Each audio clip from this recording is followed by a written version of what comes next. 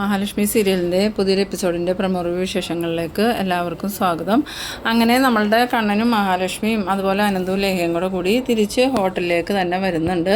ഹോട്ടലിൽ വന്ന് കണ്ണനും മഹാലക്ഷ്മിയും താമസിക്കാനെടുത്തിരുന്ന റൂം തുറന്ന് കണ്ടതും മഹാലക്ഷ്മിക്കും കണ്ണനുക്കും ഭയങ്കരമായിട്ട് അത്ഭുതമാവുന്നുണ്ട്. കാരണം ആ റൂമൊക്കെ നല്ല രീതിയിൽ തന്നെ ഡെക്കറേറ്റ് ചെയ്തിട്ടുണ്ട്. അതുപോലെ ഇവരുടെ ആദ്യരാത്രിയുടെ ഒരു പ്രതീതി ഉളവാക്കുന്ന രീതിയിൽ ബെഡൊക്കെ പൂവൊക്കെ വെച്ചിങ്ങനെ അലങ്കരിച്ച് നല്ല ഭംഗിയാക്കിയിട്ടുണ്ട്.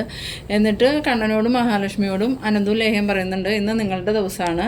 എന്തായാലും നിങ്ങളുടെ വിവാഹം കഴിഞ്ഞിട്ട് ഒരു വർഷമായെങ്കിലും ഫസ്റ്റ് നൈറ്റ് ഇപ്പോഴാണ് ആഘോഷിക്കാൻ പറ്റിയത്. അതുകൊണ്ട് ഒന്നും ഓർത്ത് ടെൻഷനാകണ്ട, ഇന്ന് നിങ്ങൾ ആഘോഷമായിട്ട് തന്നെ ജീവിക്കുന്നു പറഞ്ഞ് അനന്തവും ലേഹ്യം പോകാൻ തുടങ്ങുമ്പം മഹാലക്ഷ്മിയും കണ്ണനും ചോദിക്കുന്നുണ്ട്, നിങ്ങൾ ഇത്ര പെട്ടെന്ന് പോവുകയാണെന്ന് ചോദിക്കുമ്പോൾ, ഇല്ല ഞങ്ങൾക്ക് കുറച്ച് കാര്യങ്ങളും കൂടി ഇവിടെ ചെയ്യാനുണ്ട് ലേഹേ, നീ ആ സാധനങ്ങളൊക്കെ മഹാലക്ഷ്മിയുടെ കയ്യിലേക്ക് കൊടുക്കുന്നു. അങ്ങനെ ലേഹിയാണെങ്കിൽ അവിടെ പാലൊക്കെ തിളപ്പിച്ച് ഗ്ലാസ്സിൽ ആക്കി വെച്ചിട്ടുണ്ടായിരുന്നു. ആ പാൽ ഗ്ലാസ് എടുത്ത് മഹാലക്ഷ്മിയുടെ കയ്യിലേക്ക് കൊടുത്തിട്ട് പറയുന്നുണ്ട്, എന്തായാലും നീ ഇത് കണ്ണേട്ടനും കൊണ്ടേ കൊടുക്കുക, ഞങ്ങളപ്പോൾ ഇറങ്ങട്ടെ, നാളെ രാവിലെ നമുക്ക് കാണാമെന്നും പറഞ്ഞുകൊണ്ട് അനന്തവും ലേഹ്യം അങ്ങോട്ട് പോകുന്നുണ്ട്. ഇതേ സമയം നമ്മളുടെ കരുണയാണെങ്കിൽ ആകെ ഭ്രാന്ത് കയറിയ അവസ്ഥയിൽ തന്നെയാണ് നിൽക്കുന്നത്.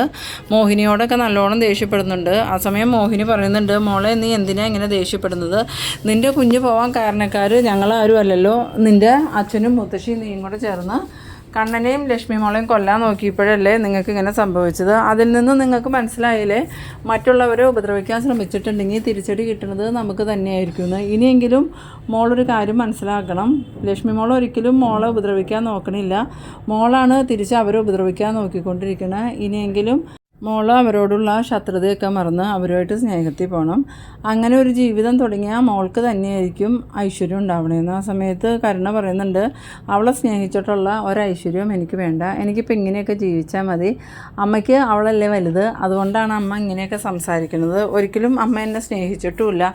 ആ സമയം മോഹിനി പറയുന്നുണ്ട്, എന്തൊക്കെയാണ് മോളി പറയണത്, മോളോട് എനിക്കും ലക്ഷ്മി മോൾക്ക് സ്നേഹം മാത്രമേ ഉള്ളൂ, മോളല്ലേ അത് മനസ്സിലാക്കാത്തത്, ഇനിയെങ്കിലും മോളത് മനസ്സിലാക്കി ജീവിക്കുക. എന്തായാലും ഉണ്ണിയോട് വളരെ മോശമായി തന്നെയാണ് മോള് പെരുമാറിയത്, ഒരു ഭർത്താവിനോട് ഇങ്ങനെയൊന്നും പെരുമാറാൻ പാടില്ല മോളെ, നല്ല സ്നേഹത്തോടു കൂടി ജീവിക്കണം, എന്നാലേ ഒരു ദാമ്പത്യം വിജയിക്കുള്ളൂ. ആ സമയം കരുണ പറയുന്നുണ്ട്, എനിക്കങ്ങനെ എൻ്റെ ദാമ്പത്യം വിജയിക്കണമെന്ന് നിർബന്ധമൊന്നുമില്ലാണ്. ഈ സമയത്ത് ഇവരുടെ സംസാരം കേട്ടുകൊണ്ട് പ്രതാപൻ്റെ അമ്മ അങ്ങോട്ട് വരുന്നുണ്ട്. പ്രതാപൻ്റെ അമ്മ വന്നതും, എന്താടി നീ എൻ്റെ കുഞ്ഞിനെ വീണ്ടും കുത്തി നോവിക്കുകയാണെന്ന് ചോദിക്കുമ്പം, ഞാൻ എന്തിനാ എൻ്റെ മോളെ കുത്തി നോവിക്കണേന്ന് ചോദിക്കണം. ആ സമയം പ്രതാപൻ്റെ അമ്മ പറയുന്നുണ്ട്, എന്തായാലും നിൻ്റെ മൂത്ത മോളിപ്പോൾ ടൂറൊക്കെ പോയേക്കല്ലേ, അവർ മൂന്നാറൊക്കെ കണ്ട് ആസ്വദിച്ച് നടക്കുമല്ലേ, എൻ്റെ കുഞ്ഞാണെങ്കിൽ ഇവിടെ കണ്ണീരുമായിട്ട് നിൽക്കുക, ഇനിയിപ്പോൾ നിനക്കത് കണ്ട് സന്തോഷിക്കാമല്ലോ എന്ന്. ആ സമയം മോഹിനി പറയുന്നുണ്ട്, നിങ്ങളുടെ മനസ്സിലിരിപ്പോൾ നിങ്ങൾ ഈ പറയണതല്ല, ഇതിന് മറുപടി പറയാൻ ഞാൻ നിൽക്കണില്ല, എന്തായാലും ഞാൻ പോവാം, നിങ്ങൾ നിങ്ങളുടെ ഇഷ്ടം പോലെ ചെയ്തോ, എൻ്റെ കുഞ്ഞിൻ്റെ ജീവിതം നിങ്ങൾ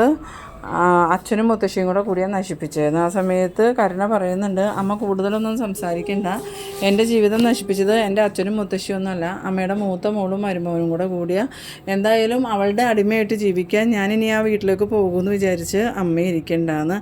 പിന്നീട് കാണിക്കുന്നത് നമ്മളുടെ അനന്തവും ലേഹയൊക്കെ റൂമിൽ നിന്ന് പോയതിന് ശേഷം മഹാലക്ഷ്മിയോട് കണ്ണൻ പറയുന്നുണ്ട്, നമ്മളുടെ വിവാഹം കഴിഞ്ഞിട്ട് ഒരു വർഷമായി, ഒരിക്കലും ഇതുപോലെ ഒരു കാര്യം ജീവിതത്തിൽ നടക്കുമെന്ന് ഞാൻ വിചാരിച്ചതല്ല, തനിക്കിപ്പോൾ സന്തോഷമായില്ലേ എന്ന് ചോദിക്കുമ്പം, എനിക്ക് ഒരുപാട് സന്തോഷമായി കണ്ണേട്ടാ, ഞാൻ കണ്ണേട്ടൻ്റെ ജീവിതത്തിലേക്ക് വന്നപ്പം എനിക്ക് ഒരിക്കലും ഇതുപോലൊരു ജീവിതം ഉണ്ടാകുമെന്ന് ഞാൻ പ്രതീക്ഷിച്ചിരുന്നില്ല, കണ്ണേട്ടൻ വീൽ ചെയറിൽ നിന്ന് എഴുന്നേറ്റ് നടക്കുമെന്നുള്ള പ്രതീക്ഷയും എനിക്കില്ലായിരുന്നു, എന്തായാലും ദൈവാനുഗ്രഹം കൊണ്ട് ഇത്രയൊക്കെ നടന്നില്ലേ, ഇനിയിപ്പോൾ നമ്മൾ ആഗ്രഹിച്ചതുപോലെ തന്നെ നമ്മളുടെ ജീവിതത്തിൽ സന്തോഷം ഉണ്ടാവും, ആ ഒരമ്മ പറഞ്ഞതുപോലെ എത്രയും പെട്ടെന്ന് നമുക്ക് കുഞ്ഞുങ്ങളും ഉണ്ടാവും.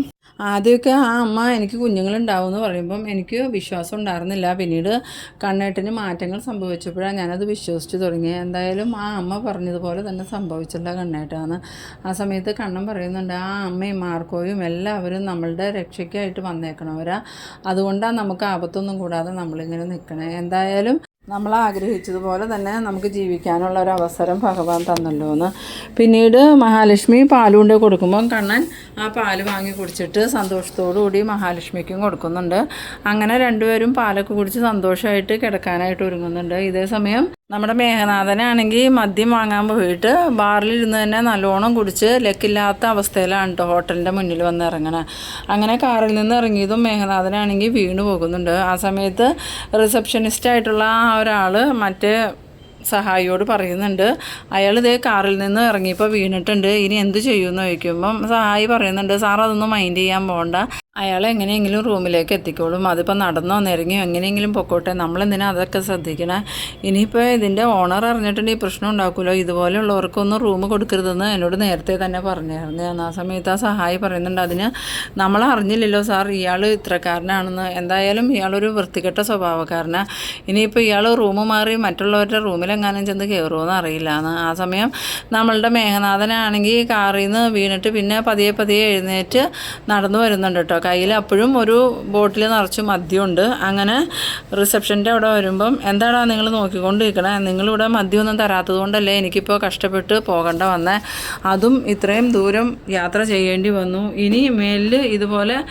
സാഹചര്യം ഉണ്ടായിട്ടുണ്ടെങ്കിൽ നിങ്ങളുടെ ഹോട്ടലിൽ ഞാൻ പൂട്ടിക്കുന്നു. അത് കേട്ടതും ആ റിസപ്ഷനിൽ നിന്ന് ആൾ പറയുന്നുണ്ട്, സാറിപ്പോൾ തൽക്കാലം പോയി കിടക്കാൻ നോക്ക്, ഇനിയിപ്പോൾ ഇവിടെ നിന്ന് അധികം വാചകം അടിച്ചാൽ ഞങ്ങൾ തന്നെ സാറിനെ പിടിച്ച് പുറത്താക്കേണ്ടി വരും, സാറ് ഹോട്ടലിൽ പൂട്ടാണ്ട് തന്നെ, എന്തായാലും നീ എന്നോട് ഇത്രയും സംസാരിക്കാറായോടാ, നിന്നെ വെറുതെ വിടില്ല എന്നൊക്കെ പറഞ്ഞുകൊണ്ട് മേഘനാഥൻ അയാളുടെ അടുത്തേക്ക് ദേഷ്യപ്പെട്ട് ചെല്ലുന്ന സമയത്ത് സഹായി പറയുന്നുണ്ട്, സാറ് എന്ത് ഈ കാണിക്കണേ, സാറ് വന്നേ, സാറ് വേഗം റൂമിലോട്ട് പോയിക്കോന്നും പറഞ്ഞ് അങ്ങനെ മേഘനാഥനെ ഒരുവിധം അവിടെ നിന്ന് പറഞ്ഞു വിടുന്നുണ്ട്. മേഘനാഥനാണെങ്കിൽ ആടി റൂം അന്വേഷിച്ച് നടക്കുന്നുണ്ട്. എന്നിട്ട് ഒരു റൂമിലേക്ക് ചെന്ന് ഡോറ് തുറന്ന് അകത്തേക്ക് കയറാൻ പോകുന്നുണ്ട്. ഇതേസമയം നമ്മളുടെ ദുർഗയാണെങ്കിൽ ഉണ്ണിയോട് ചോദിക്കുന്നുണ്ട്, ഉണ്ണി നീ ഇനി കരണമോളെ വിളിക്കാൻ പോകണില്ലേ എന്ന് ചോദിക്കുമ്പം അമ്മയ്ക്ക് എന്തി പറഞ്ഞതൊന്നും മനസ്സിലായില്ലേ, ഇത്രയും അപമാനം സഹിച്ചിട്ടും ഇനിയും ഞാൻ അവളെ വിളിക്കാനായിട്ട് അങ്ങോട്ട് പോകണമെന്നാണ് അമ്മ പറയണേ, ഇനി ഞാൻ അവളെ വിളിക്കാനായിട്ട് ചെന്നാൽ അവൾ വീണ്ടും അവളുടെ അച്ഛൻ്റെ മുത്തശ്ശിയുടെ കൂടി എന്നെ അപമാനിക്കും, എനിക്കത് കേൾക്കാൻ പറ്റില്ല, അതുകൊണ്ട് തന്നെ ഞാൻ പോകണില്ല, വേണമെങ്കിൽ അമ്മയ്ക്ക് പോകാൻ പറ്റുമെങ്കിൽ അമ്മ പോയി വിളിച്ചുകൊണ്ട് പോരുന്ന. ആ സമയത്ത് ദുർഗ പറയുന്നുണ്ട്, ഞാൻ ചെന്നാലും അവൾ വരുമെന്ന് എനിക്ക് തോന്നുന്നില്ല,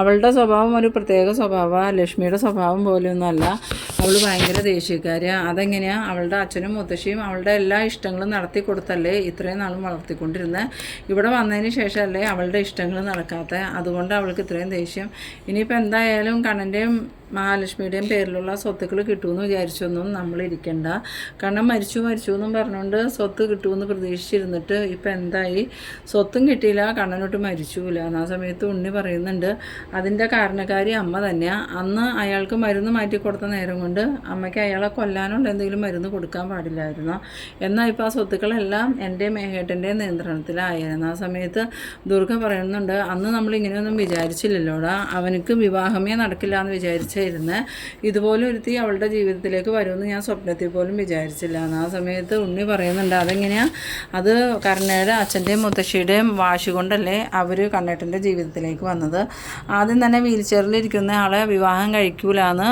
മഹാലക്ഷ്മി പറഞ്ഞതാണ്, അവരുടെ അമ്മയും അതിനെ എതിർത്തതാണ്, എന്നിട്ടും ആ പ്രതാപൻ്റെ അമ്മയും കൂടി നിർബന്ധിച്ച അവരെ ഈ വിവാഹത്തിന് സമ്മതിച്ചത്, അതും ഇവിടെ വന്ന് കരുണയുടെ അടിമയായിട്ട് നിൽക്കണം എന്നുള്ള കരാറിൽ, എന്നിട്ട് എന്തായി, ഇവിടെ വന്നതും അവർ കരുണയുടെ മുതലാളിയായി, കരുണ ഇപ്പോൾ അടിമയായിട്ട് ജീവിക്കണം, അത് കരുണയ്ക്ക് ഒരിക്കലും സഹിക്കാൻ പറ്റണ കാര്യമില്ല, ഇനിയിപ്പോൾ അതുകൊണ്ട് തന്നെ കരുണയും കൂടി തിരിച്ചു വരുമെന്നൊന്നും എനിക്ക് പ്രതീക്ഷയില്ല അമ്മയെന്ന്. ഇതേസമയം നമ്മളുടെ മോഹിനിയാണെങ്കിൽ ഈ മഹാലക്ഷ്മിയും കണ്ണനും പോയിട്ട് വിളിച്ചില്ലല്ലോ എന്നൊക്കെ ഇങ്ങനെ ടെൻഷനായിട്ട്, എന്തായാലും അവർക്കൊന്ന് വിളിച്ച് നോക്കാമെന്ന് പറഞ്ഞ് ഫോൺ എടുത്ത് വിളിക്കാനായിട്ട് എടുക്കുമ്പോഴാണ് വാട്സപ്പിൽ ഇങ്ങനെ മെസ്സേജ് വന്ന് കിടക്കണ കാണണേ, എന്തായാലും മോളെന്തോ മെസ്സേജ് വാട്സപ്പിൽ ഇട്ടിട്ടുണ്ടല്ലോ, അതൊന്ന് നോക്കിയേക്കാമെന്നും പറഞ്ഞുകൊണ്ട് വാട്സപ്പ് തുറന്ന് നോക്കുമ്പോൾ കണ്ണനും മഹാലക്ഷ്മിയും ഇങ്ങനെ കൈ കോർത്ത് പിടിച്ച് എല്ലായിടത്തേക്കും നടക്കണ ആ ഒരു വീഡിയോയും അനന്തും കണ്ണനും ലേഖ എല്ലാവരും ചേർന്ന് നിൽക്കണ ആ ഒരു ഫോട്ടോയൊക്കെയാണ് മോഹിനിയുടെ ഫോണിൽ കിടക്കണേ. അതിനുശേഷം അതിൻ്റെ താഴെയായിട്ട് ഒരു വോയിസും കിടക്കുന്നുണ്ട്, അമ്മ ഈ ഫോട്ടോ കണ്ടു കഴിഞ്ഞാൽ അപ്പോൾ തന്നെ ഇതെല്ലാം ഡിലീറ്റ് ചെയ്ത് കളയണം, ഇത് മറ്റാരെങ്കിലും കണ്ടിട്ടുണ്ടെങ്കിൽ പ്രശ്നമാവും, അത് അമ്മയ്ക്കും അറിയാമല്ലോ എന്ന്. അങ്ങനെ മോഹിനി അതെല്ലാം നല്ലോണം കണ്ടതിന് ശേഷം വേഗം തന്നെ ആ ഫോട്ടോയും വീഡിയോയൊക്കെ ഡിലീറ്റ് ചെയ്ത് കളയുന്നുണ്ട്. എന്നിട്ടിങ്ങനെ മനസ്സിൽ വിചാരിക്കുന്നുണ്ട്, എന്തായാലും ലക്ഷ്മി മോൾക്കും കണ്ണിനും നല്ലൊരു ജീവിതം കിട്ടിയല്ലോ, ഇവിടെ കരുണയും കരുണയുടെ അച്ഛനും മുത്തശ്ശിയും ഈ വിവരം അറിഞ്ഞിട്ടുണ്ടെങ്കിൽ ഒരിക്കലും സഹിക്കില്ല, അവർ വീണ്ടും കണ്ണനെയും ലക്ഷ്മിനെയും കൊല്ലാൻ നോക്കും, എന്തായാലും ഈ വിവരങ്ങളൊന്നും തൽക്കാലം ആരും അറിയരുതെന്ന് അങ്ങനെ വിചാരിച്ച് മോഹിനി നല്ല സന്തോഷത്തോടു കൂടി ചിരിച്ചിരിക്കുന്ന സമയത്താണ് നമ്മളുടെ പ്രതാപൻ്റെ അമ്മയാണെങ്കിൽ അങ്ങോട്ട് വരുന്നത്. പ്രതാപൻ്റെ അമ്മ വരുന്ന സമയത്ത് മോഹിനി ഇങ്ങനെ സന്തോഷത്തോടു കൂടി നിൽക്കണ കാണുമ്പം പ്രതാപൻ്റെ അമ്മ വന്നിട്ട് ചോദിക്കുന്നുണ്ട്, എന്താടി നീ ഇവിടെ ചിരിച്ചുകൊണ്ട് നിൽക്കണേ, എൻ്റെ കുഞ്ഞ് ഇവിടെ വന്ന് നിൽക്കണേ, എൻ്റെ സന്തോഷമാണ് കൂടി നിനക്ക്, നിൻ്റെ മോൾക്കും അവളുടെ കെട്ടുവനക്കും സുഖമല്ലോ, ഇഷ്ടം പോലെ കാശും എല്ലാം ഉള്ളതുകൊണ്ട് തോന്നുമ്പോൾ തോന്നണോടത്തേക്കൂടെ പോവാം. ഇപ്പം തന്നെ കണ്ടില്ലേ, അവളും അവനും കൂടി മൂന്നാറിന് പോയേക്കാം. അതും എൻ്റെ കുഞ്ഞിനെ വിഷമിപ്പിക്കാൻ വേണ്ടിയിട്ട് മാത്രമാണ്. ആ സമയത്ത് മോഹിനി പറയുന്നുണ്ട്, അതിന് കരുണയ്ക്കും ഉണ്ണിക്കും പോകണമെങ്കിൽ പോകാമല്ലോ, മഹാലക്ഷ്മിയും കണ്ണനും ഇവരോടെങ്ങും പോകരുതെന്നൊന്നും പറഞ്ഞിട്ടില്ലല്ലോ. മഹാലക്ഷ്മിയും കണ്ണനും പോകുന്നത് അവരുടെ ഇഷ്ടത്തിനല്ലേ, അല്ലാതെ ഇവരെ വിഷമിപ്പിക്കാൻ വേണ്ടിയിട്ടൊന്നുമല്ലല്ലോ. ആ സമയത്ത് പ്രതാപൻ്റെ അമ്മ പറയുന്നുണ്ട്, നീ അല്ലെങ്കിലും അങ്ങനെ തന്നെയാടി പറയുള്ളൂ, നിനക്ക് നിൻ്റെ മൂത്ത മോളോടല്ലേ എപ്പോഴും സ്നേഹം, ഇളയ മോളെ നിനക്ക് ആവശ്യമില്ലല്ലോ. ആ സമയത്ത് മോഹിനി പറയുന്നുണ്ട്, അത് അമ്മയ്ക്കും പ്രതാപേട്ടനും തോന്നണതല്ലേ, എനിക്ക് എൻ്റെ 2 മക്കളും ഒരുപോലെ തന്നെയാണ്. അത് കേട്ടതും പ്രതാപൻ്റെ അമ്മ ദേഷ്യത്തോടു കൂടി ഇങ്ങനെ മോഹിനിനെ നോക്കി നിൽക്കുന്ന ആ ഒരു സീനിലാണ് ഈ എപ്പിസോഡ് അവസാനിക്കുന്നത്. അപ്പോൾ നിങ്ങളെൻ്റെ വീഡിയോ ആദ്യമായി കാണുന്നവരാണെങ്കിൽ ചാനലൊന്ന് സബ്സ്ക്രൈബ് ചെയ്യാനും ഇഷ്ടമായാൽ ലൈക്ക് ചെയ്യാനും ഷെയർ ചെയ്യാനും മറക്കരുത്. ഇതുപോലെ ഇൻട്രസ്റ്റിംഗ് ആയിട്ടുള്ള അടുത്തൊരു എപ്പിസോഡുമായി വീണ്ടും കാണാം. അതുവരേക്കും ബൈ ബൈ.